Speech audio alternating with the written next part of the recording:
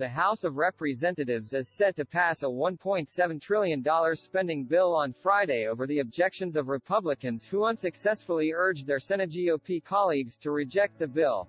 Speaker Nancy Pelosi, DCalif, will push it through along with a short-term funding measure to avert a partial government shutdown that would otherwise take place after Friday, a move that will allow time to process the giant bill covering the rest of the year.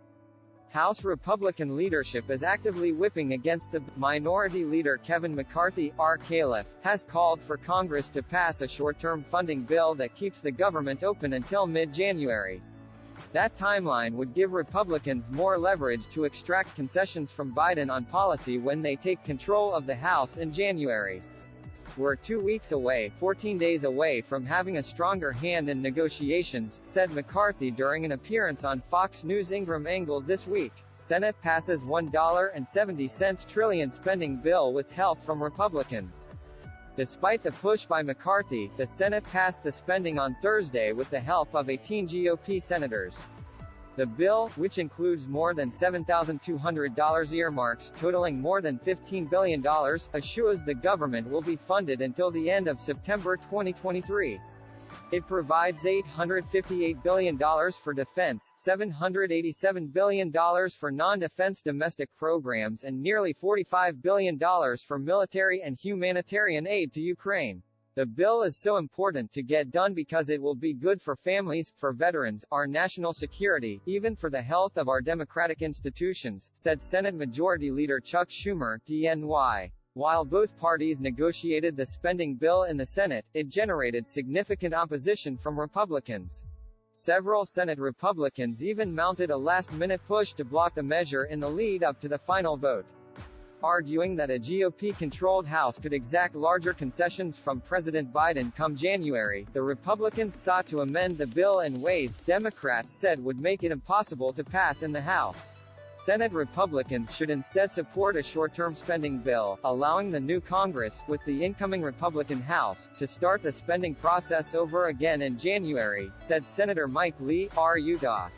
Late Wednesday, the bill was almost derailed by a Republican push to add immigration language. In exchange for agreeing to speed up the vote process, Lee wanted a vote to maintain a Trump-era immigration policy in place that has prevented millions of immigrants from entering the United States. The Title 42 policy, which was invoked during the height of the COVID-19 pandemic, allows immigration to be curtailed for public health reasons. Lee and GOP senators hope a simple majority vote on the amendment keeping Title 42 in place would win the support of enough red state Democrats to pass. Lee's demand froze the Senate for several hours, and he accused Democrats of dodging the issue because the measure might easily pass. While popular with some moderate Democrats, the Title 42 policy is widely opposed by progressives in the House and would have likely tanked the bill. By Thursday morning, Schumer agreed to give Lee his vote but also set up a vote on an amendment from Arizona Independent Senator Kyrsten Sinema that would have kept Title 42 in place and increased funding for immigration enforcement and processing. The Senate rejected Sinema's amendment, which required 60 votes for passage.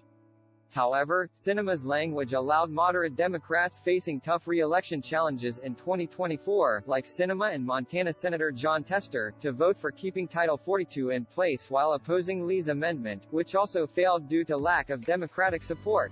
This was a runaround designed by Schumer to protect the budget without putting vulnerable senators out on a limb, said a Senate Democratic aide. Everyone won, except for the Senate also brushed off an argument from Senator Rand Paul, RKY, that the giant spending bill ignores Senate rules aimed at making sure new spending is paid for with spending cuts.